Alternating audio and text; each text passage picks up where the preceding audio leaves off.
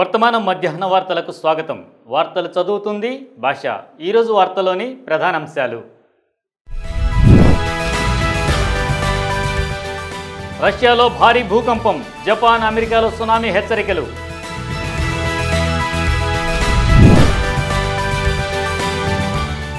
Operation సింధూర్పై emoji reaction ఇచ్చిన Pune టీచర్పై case రద్దు చేసేందుకు బాంబే హైకోర్టు నిరాకరణ.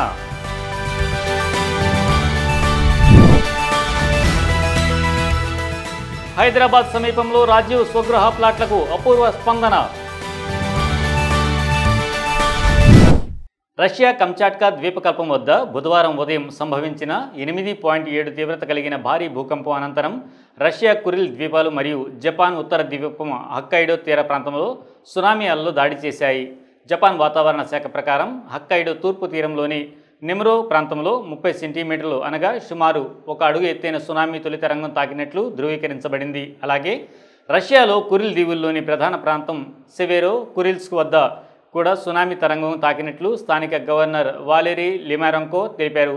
ప్రజలను సురక్షిత ప్రాంతాలకు తరలించి సునామీ ముప్పు తీరే వరకు పర్వత ప్రాంతాల్లో ఉండేలా చర్యలు తీసుకున్నట్టు ఆయన చెప్పారు.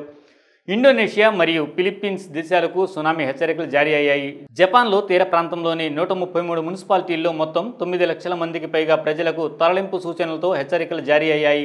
జపాన్ అగ్నిమాపక మరియు విపత్తుల నిర్వహణ సంస్థ ప్రకారం ఇప్పటి వరకు ఎలాంటి ప్రాణ నష్టం కానీ లేదా ఆస్తి నష్టం కానీ నమోదు కాలేదని ఏపీ వార్తా సంస్థ వెల్లడించింది. రష్యా శాస్త్ర సంస్థ గీ ఫిజికల్ సర్వీసెస్ కంచాట్కా శాఖ ప్రకారం ఇది 1952 తర్వాత ఆ ప్రాంతాన్ని తాకిన అత్యంత శక్తివంతమైన భూకంపం. ఈ స్థాయి భూకంపం తర్వాత తీవ్రమైన ఆఫ్టర్ షాక్స్ వస్తాయని, వాటిలో కొన్ని 7.5 తీవ్రత కలిగి ఉండే అవకాశం ఉందని సంస్థ పేర్కొంది. భారతదేశానికి సునామీ ముప్పు లేదని హైదరాబాద్లోని INCOIS Indian national centre for ocean information services వెల్లడించింది. కంచాట్కా తీరంలో భూకంపం సంభవించినప్పటికీ భారత మహాసముద్ర ప్రాంతానికి ఎలాంటి ప్రమాదం లేదని స్పష్టం చేసింది. ఫిలిప్పీన్స్ వల్కనాలజీ మరియు భూకంప సంస్థ ప్రకారం పసిఫిక్ తీర ప్రాంతంలో సునామీ తరంగాల ఎత్తు 1 మీటర్కు లోపుగా ఉండవచ్చని తెలిపింది. ప్రధాన సునామీ తరంగాలు బుధవారం మధ్యాహ్నం 1:20 నుంచి మధ్యాహ్నం 2:40 మధ్య రానున్నాయని తెలిపింది.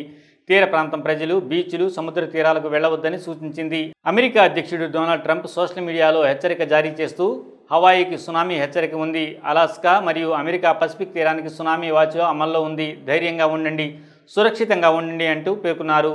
ప్రస్తుతం ఆఫ్టర్ షాక్స్ మరియు మరింత సునామీ కార్యకలాపాలపై పర్యవేక్షణ కొనసాగుతుంది. ఆపరేషన్ సింధూర్పై ప్రశంసలు కురిపిస్తూ వచ్చిన సందేశాలకు వాట్సాప్ గ్రూపులో నవ్వే ఎమోజీతో స్పందించి భారతీయ జెండా దహనమవుతున్న వీడియోతో పాటు ప్రధాని మోదీని రాకెట్పై కూర్చుని ఉన్న స్టేటస్ షేర్ చేసిన పూణేకి చెందిన ఉపాధ్యాయురాలిపై నమోదైన FIRను రద్దు చేయాలని కోరిన అభ్యర్థనను బాంబే హైకోర్టు మంగళవారం తిరస్కరించింది. న్యాయమూర్తులు అజయ్ గడ్కరీ, రాజేష్ పాటిళ్లతో కూడిన ద్విసభ్య ధర్మాసనం ఈ చర్యలు దేశ సార్వభౌమత్వం, సమగ్రత, ఐక్యతకు భంగం కలిగించేలా ఉండటంతో పాటు సమాజంలో వర్గ విభేదాలు రెచ్చగొట్టేలా ఉన్నాయని అభిప్రాయపడింది.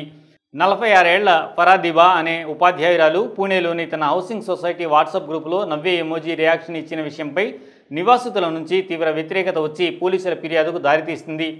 తనపై నమోదైన FIRను రద్దు చేయాలన్న అభ్యర్థనను విచారించిన హైకోర్టు దీబా చేసిన చర్యలు చిన్నచూపుగా చూడదగ్గవి కావని స్పష్టం చేసింది. BNS 2023 చట్టంలోని నిబంధనల ప్రకారం ఆమెపై క్రిమినల్ సెక్షన్లు వర్తిస్తాయని కోర్టు పేర్కొంది.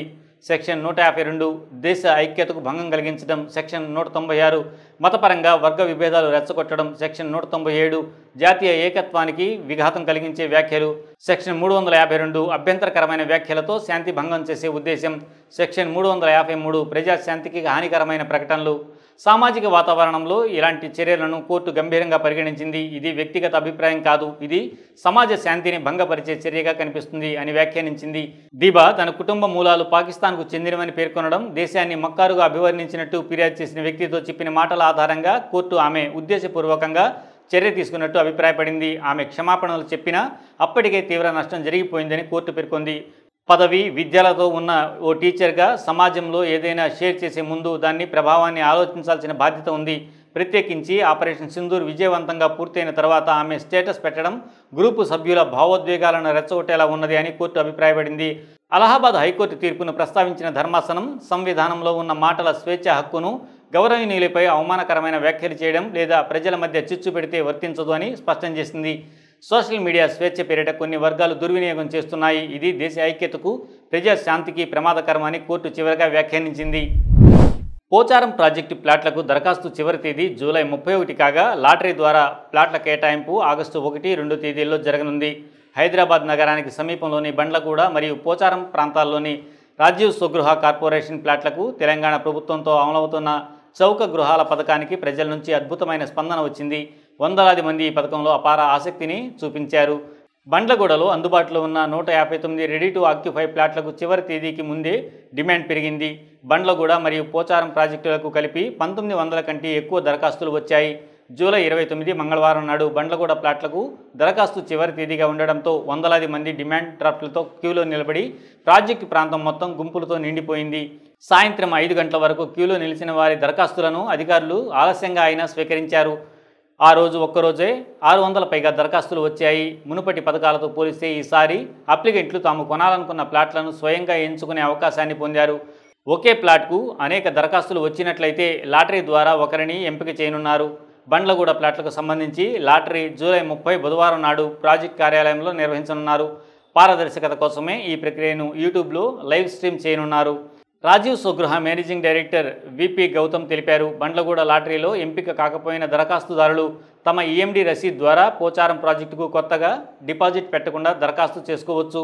అంతేకాకుండా ఈ అభ్యర్థులు ఆగస్టు 4, 5, 6 తేదీల్లో తురూర్, బహదూర్పల్లి, కుర్ముల్గూడలోని విక్రయానికి మిగిలిన ప్లాట్ల వేలంపాటల్లో కూడా పాల్గొనవచ్చు. బండ్లగూడకు ఇచ్చిన ఈఎండి రసీదు ఈ వేళల్లో కూడా అమలు చేయబడుతుంది. పోచారంలో 601 రెడీ టు ఆక్యుపై ప్లాట్లు దరఖాస్తు చివరి తేదీ జూలై 31. రాజీవ్ స్వగృహ కార్పొరేషన్ పోచారం, ఘట్కేసర్ ప్రాంతాల్లో 601 రెడీ టు ఆక్యుపై ప్లాట్లకు దరఖాస్తులు కోరుతోంది. ఈ ప్లాట్లు నిర్మాణ వ్యయంతో మాత్రమే విక్రయించబడతాయి. లాభోపాయం లేకుండా ఆధునిక సదుపాయాలతో కలిగిన ఈ ఇళ్లు తక్కువ ధరకు మంజూరు చేయబడుతున్నాయి. 1BHK ప్లాట్లు 13 లక్షలు, 2BHK ప్లాట్లు 19 లక్షలు. పోచారం ప్లాట్లకు దరఖాస్తు చివరి తేదీ జూలై 31 కాగా ప్లాట్ల కేటాయింపు కోసం లాటరీ ఆగస్టు 1, 2 తేదీల్లో నిర్వహించనున్నారు. ఎండీ విపి గౌతమ్ మాట్లాడుతూ ఇది హైదరాబాద్లో మార్కెట్ ధర కన్నా తక్కువగా ప్రభుత్వ హామీతో ఇల్లు కొనుగోలు చేసే అరుదైన అవకాశం అని అన్నారు. ఈ వార్తలు ఇంతటితో సమాప్తం. మరిన్ని విశేషాలతో మళ్ళీ మీ ముందుంటాం. లైక్ చేయండి, షేర్ చేయండి, సబ్స్క్రైబ్ చేయండి. అంతవరకు సెలవు. ధన్యవాదాలు.